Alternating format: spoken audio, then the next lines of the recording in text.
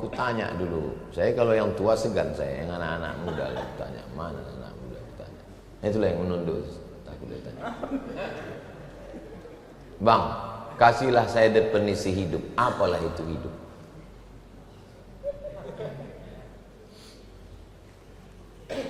Hidup itu menunggu mati. Kita ini semua ini kan menunggu malaikat maut semua ini kan. Hidup ini menunggu mati. Cuman yang namanya menunggu kan bosan, muak kali lah menunggu nih. Aku muak kali lah menunggu nih Pak Ustaz. Nunggu apa? Nunggu malaikat maut. Supaya kita tidak muak kali dikasih kegiatan, bangun masjid, dikirimnya bidadari-bidadari surga. Kusangka aku lah yang paling tinggi duduk di kursi ini. Rupanya ada yang paling lebih tinggi dari itu. Ini bangsawan ini, bangsa yang dekat di awan.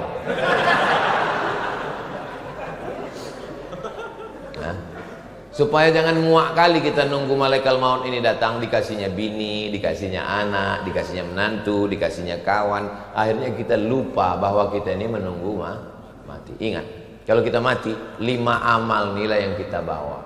Puasa, sholat, baca Quran, zikir, sedekah.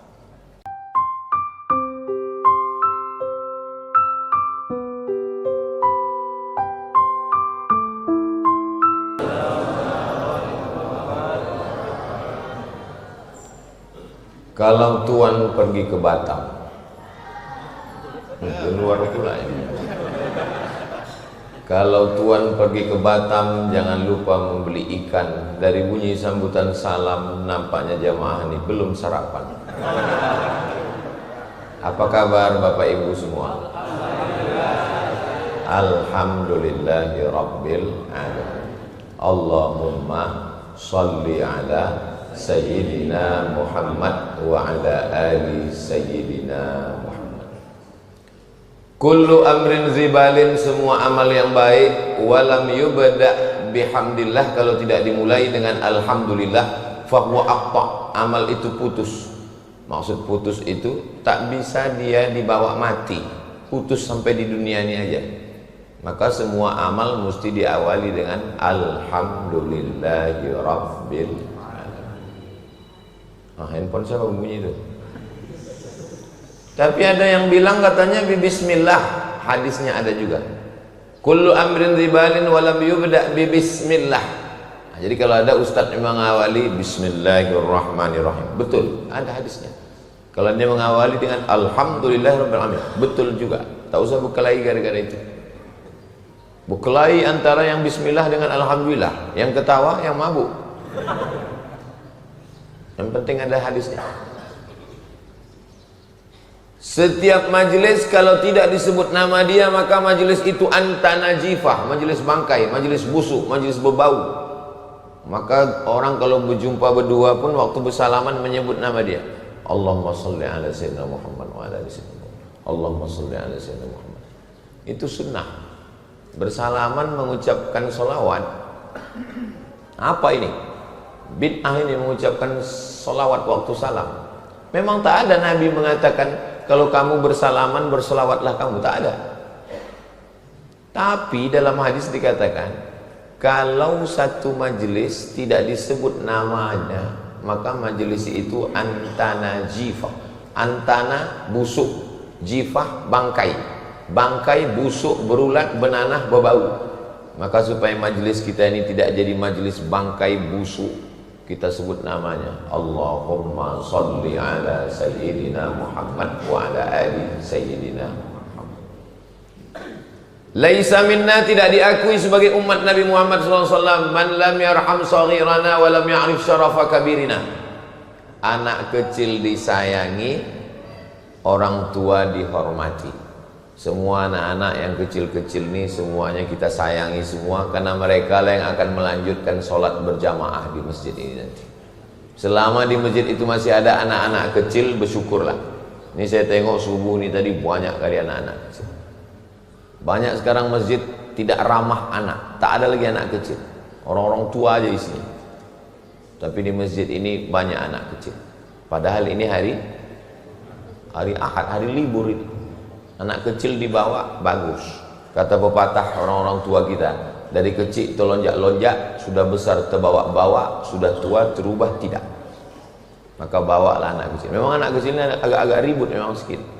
Nah, itu kan suara dia aja dari tadi. Tapi kalau kita halau dia dari masjid ini, pulang.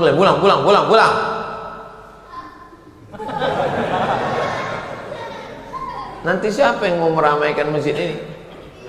Kalau di masjid itu masih ada anak-anak berlari-lari, berteriak-teriak, melompat-lompat, bersyukurlah. Ada video saya tonton. Pas sedang sholat, anak itu di belakang ribut. Mungkin bapak ini emosi, mundur dia disipakkannya anak itu ke belakang. Takutnya yang menyipak itu mati. Umat darah tingginya kan. Nah, maka yang orang tua kita hormati. Ustadz-ustadz, guru-guru kita yang hadir subuh ini yang tak dapat saya sebutkan satu-satu namanya, kita doakan panjang umur, sehat badan, supaya melimpah berkah umurnya untuk kita semua. Amin ya rabbal alamin. Subuh ini kita mau mengkaji hadis. Yang mau kita kaji subuh ini adalah hadis. Pakai sa, hadis. Kalau pakai baris atas, hadas. Jangan salah. Apa yang dikaji Ustaz Somad tadi? Hadas. Ada hadas besar, ada hadas kecil. Kalau hadas kecil cukup dengan wudu. Tapi kalau hadas besar mesti mandi wajib. Yang dikaji hadis subuh ini adalah hadis. Hadis itu apa? Hadis itu 5. Ma udhifa ila Nabi sallallahu alaihi wasallam min qaulin aw fi'lin aw taqririn aw sifati khalqilatin wa khuluqiyatin.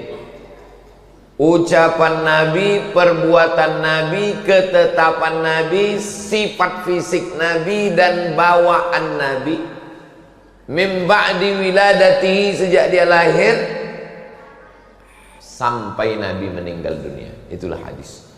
Jadi nanti kalau ada yang bercerita tentang wajah Nabi, senyum Nabi, cara berjalan Nabi, rambut Nabi, kuku Nabi, itu semua disebut dengan hadis. Hadis itu kalau bahasa Indonesianya apa? Cerita. Cerita-cerita. Cerita Nabi ini dikumpulkan oleh ulama. Kalau menjelaskan hadis, sebutkan kitabnya. Kata Nabi, mohon maaf ya Pak, dalam kitab apa? Pokoknya jangan kau tanya-tanya. Banyak tanya masuk neraka kau nanti. Tapi kalau mau menanya Ustadz, jangan di tengah orang ramai. Takutnya dia entah lupa. Takutnya itu mempermalukan dia depan orang banyak. Nanti pas berdua, Ustadz, hadis yang Ustadz sampaikan tadi itu riwayatnya dalam kitab apa ya Pak Ustadz? Lupa pula aku. Kalau depan orang banyak kan jatuh harga diri dia. Tapi saya kalau ditanya orang, tidak semua saya jawab. Imam Malik pun ditanya 48 masalah, tak semua dijawabnya. Tapi kami tonton di YouTube itu, kami tengok semua Ustaz jawab. Yang bisa aja di-upload. Yang tak bisa jangan dia. Rusaklah harga diri kita. Itu maka saya kalau ditanya, so tolong kalau ada pertanyaan pakai kertas, saya bilang. Kenapa? Karena pakai kertas bisa kita tengok kan. Ini agak payah, ini masukkan ke bawah. Nah, jadi kalau coba langsung kita ditanya, itu riwayat siapa kata dia? Nomor berapa? Bab apa katanya? Gimana caranya biar supaya kita nggak jatuh? Ngamuk kita. Yang kau tanya lagi, kau pikir aku bodoh ini? Nah, gitu caranya. Jadi hadis yang mau kita kaji ini kitabnya namanya Sahih Al-Bukhari. Apa namanya? Sahih Al-Bukhari. Sebetulnya judulnya panjang.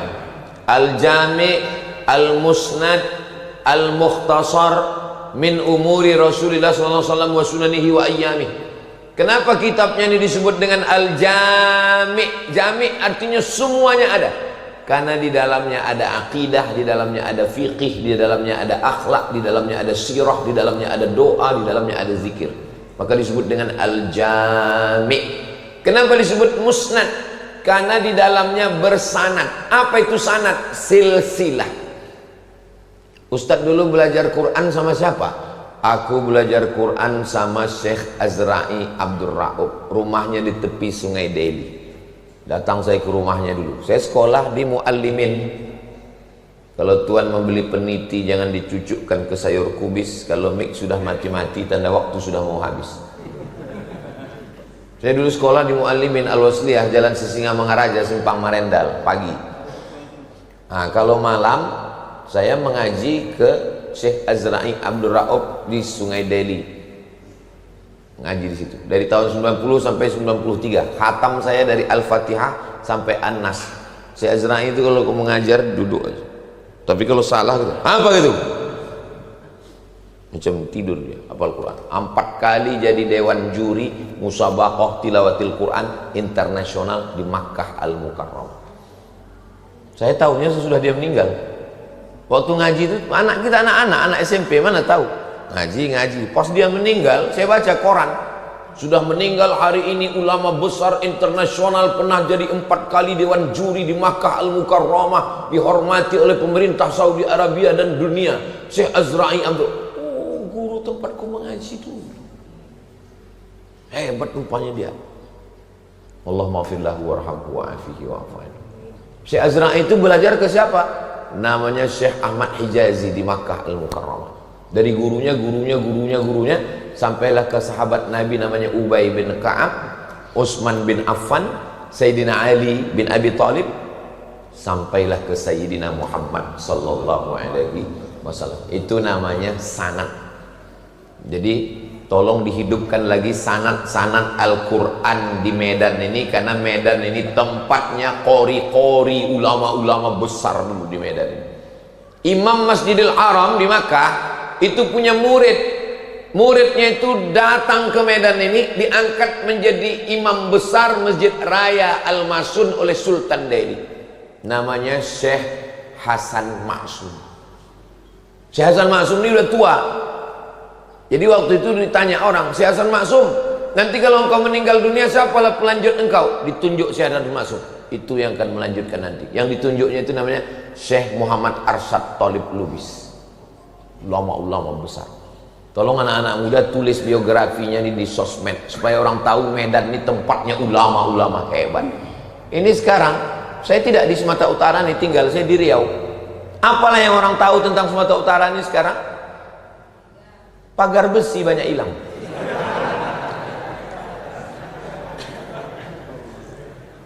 Saya menengok dari luar, padahal di sini dulu sarangnya ulama-ulama besar yang hebat-hebat itu dari sini. Maka lahirlah satu asli made in Medan Sumatera Utara, namanya Al-Jam'iyatul Wasliyah.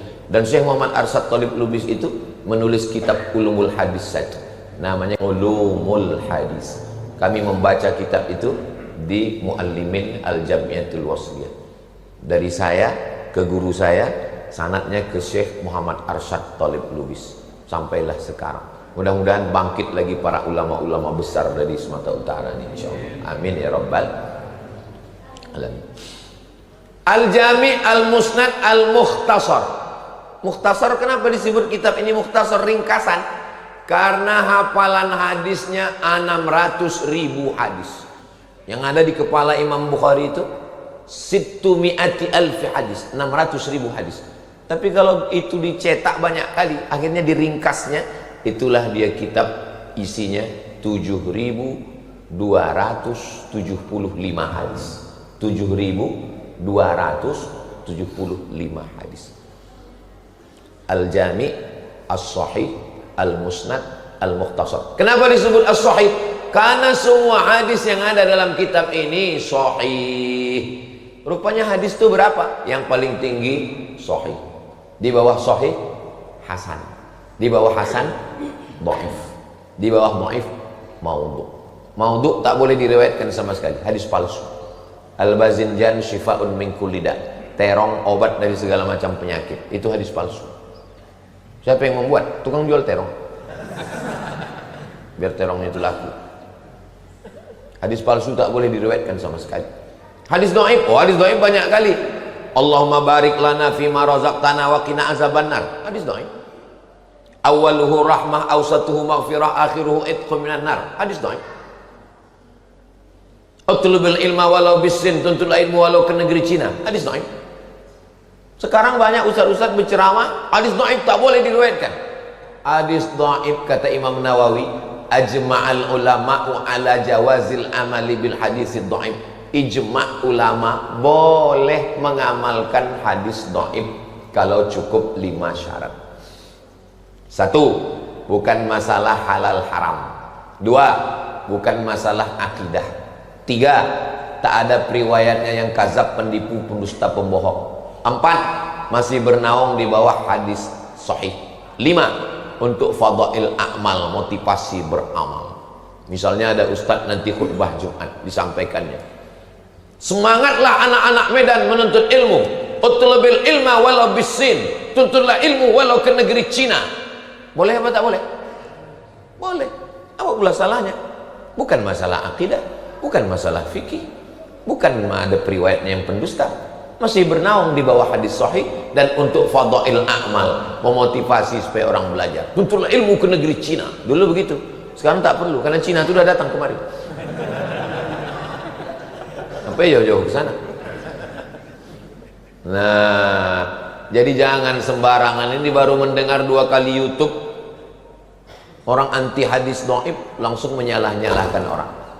Hadis hasan dan hadis sahih tak ada ikhtilaf antar ulama, boleh diamalkan. Jadi hadis yang mau kita bahas subuh ini hadisnya hadis sahih, tak ada ikhtilaf. Kenapa sahih? Karena semua yang ada dalam Sahih Bukhari itu sahih, hadis sahih. Bukhari bukan nama orang. Imam Bukhari bukan nama orang. Bukhari artinya orang Bukhara. Bukhara, Bukhari. Orang Makkah, Al-Makki. Makkah, Al-Makki. Madinah, Madani. Medan, Medan. Nah, jadi kalau ada nanti nama Ustadz Al-Mukarram, Ustadz Abdul Somad Al-Maidan, dikomplain orang, apa pula Al-Maidani, bukan orang Medan dia kan. Man sakana baladan arba'a sanatin, man sakana baladan arba'a sanawatin faqad sahha an yunsab ilaih. Siapa yang tetap di suatu kota selama 4 tahun, boleh dipakai nama kota itu. Jadi kalau ada orang yang menyebut nama itu, namanya Ustadz Abdul Somad Al-Maidani itu, bukan orang Medan dia. Iya, tapi dia dulu sekolah 5 tahun di Medan. Nah, itu jawabnya, boleh dipakai. Ini daerah mana nih? Daerah kecamatan apa? Labuan Deli. Al-Delhi. Dulu ada namanya ulama besar Ustadz Hussein Sardani, tamat dari Irak, dari Baghdad, Irak, dari tempat Saddam Hussein. Namanya Syekh Hussein Sardani, ulama besar Al-Wasliyah. Sardani itu dari Serdang. Serdang itu Sardani. Ulama besar. Jadi ulama-ulama besar. Dulu waktu saya kuliah di sekolah di Muallimin, yang mengajar saya namanya Ustadz Hafiz Yazid. Kata dia, ada ulama besar namanya Syekh Abdul Somad. Saya waktu itu tuh terus di ujung Al-Falembani. Al-Falembani berarti Lembang. Syekh Abdul Somad Al-Falembani hidupnya tahun abad ke-18. Dia murid langsung dari Syekh Abdul Karim Samman dari Madinah Al-Munawwarah. Syekh Abdul Somad Al-Falembani ini seangkatan dengan Datuk Kalampayan di Kalimantan. Moyangnya dari Abah Guru Sekumpul, namanya Syekh Muhammad Arsyad Al-Banjari. Al-Banjari berarti orang Banjar. Zaman dulu kalau disebut nama itu langsung tahu kita nama. Itulah hebatnya orang Batak. Asal disebut namanya langsung kita tahu dia dari mana. Siregar, tak mungkin dari Solo. Asal disebut nama, itu hebat. Jadi yang punya marga pertahankan nama itu. Kenapa? Karena itu menunjukkan identitas diri kita. Dan biasanya nasab-nasab ini membuat orang menjadi bersaudara. Pernahkah orang Batak berperang gara-gara agama? Tidak pernah. Bacalah sejarah orang Batak berperang gara-gara Islam sama Kristen, tak pernah. Kenapa? Karena kalau udah jumpa, bertutur dia, bertarombo dia, walak ita sesudena. Tak jadi dia berperang. Karena bersaudara lebih kuat daripada beragama bagi mereka. Maka anak-anak kita ini pertahankan nasab itu. Kenapa? Karena itu menunjukkan identitas diri. Nah, Bukhari bukan nama orang. Bukhari adalah nama kampung. Bukhari orang Bukhara. Bukhara itu sekarang di mana? Uzbekistan. Dari Pekanbaru naik pesawat ke Jakarta, dari Jakarta naik pesawat ke Tashkent, dari Tashkent naik kereta api ke Bukhara. Sampai di Bukhara, itulah dia nama kampung Bukhara. Orang Bukhara itu disebut dengan Bukhari. Siapa nama kau? Bukhari. Kau orang Bukhara? Enggak, aku orang Teluk Nibung. Jadi dia berperang. Karena bersaudara lebih kuat daripada beragama bagi mereka. Maka anak-anak kita ini pertahankan nasab itu. Kenapa? Karena itu menunjukkan identitas diri. Nah, Bukhari bukan nama orang. Bukhari adalah nama kampung. Bukhari orang Bukhara. Bukhara itu sekarang di mana? Uzbekistan. Dari Pekanbaru naik pesawat ke Jakarta, dari Jakarta naik pesawat ke Tashkent, dari Tashkent naik kereta api ke Bukhara. Sampai di Bukhara, itulah dia nama kampung Bukhara. Orang Bukhara itu disebut dengan Bukhari. Siapa nama kau? Bukhari. Kau orang Bukhara? Enggak, aku orang Teluk Nibung. Kenapa pula orang Teluk Nibung nama kau? Tanjung Balai Teluk Nibung, tembak lantai kena hidung. Kenapa nama kau Bukhari? Entah, begitu dikasih nama ayahku dulu. Rupanya orang dulu pakai nama Bukhari itu untuk mengambil nama barokah ahli hadis ini. Nama dia Muhammad bin Ismail bin Ibrahim bin Al-Mughirah bin Bardizbah. Saya lebih hafal nama dia daripada nama saya sendiri. Nama saya sendiri cuma 4 yang saya ingat. Abdul Somad bin Bakhtiar bin Yahya bin Muhammad Shah. Dari pihak ayah saya. Ayah Muhammad Shah itu sudah tak tahu saya. Dari pihak emak saya hafal saya 5. Abdul Somad, anak Hajah Rohana, anak Siti Aminah, anak Syekh Abdurrahman, Syekh Silau Laut, anak Nahoda Alang, anak Nahoda Ismail. Ayah Nahoda Ismail itu sudah tak tahu saya. Coba pulang nanti tanya. Yang hafal nasabnya sampai 5, angkat tangan. Mati maita. Dapat aja agak 3 jadilah. Jangan sampai nanti anak kita pas ditanya orang, sebutkan nasab kau. Aku anak bayi tabung. Kau coba sebutkan nasab kau. Aku Pak Ustadz, dulu ada imam masjid pulang, dibukanya pintu, ditengoknya dalam kardus, itulah aku. Jadi siapa nama kau dibuat di KTP? Bin Kardus. Jangan buat nama bin yang tak baik. Kalau tak tahu nama ayahnya, buat bin Abdillah, anak hamba Allah. Abdillah, Abdurrahman, Abdurrahim boleh, asal jangan Abdul Somad. Disangka orang anak saya, padahal bukan. Muhammad bin Ismail bin Ibrahim bin Al-Mughirah bin Bardizbah. Bardizbah ini bukan orang Arab, orang Persia, mu'allab masuk Islam. Jadi atuk Imam Bukhari yang kelima itu mu'allab masuk Islam. Mu'allab itu tidak hina. Ini kadang orang, alah kau baru berapa lah generasi kau Islam, atuk kau pun mu'allab. Jangan dihina mu'allab, karena mu'allab itu ulangan amalnya dari 0, tak berdosa sama sekali.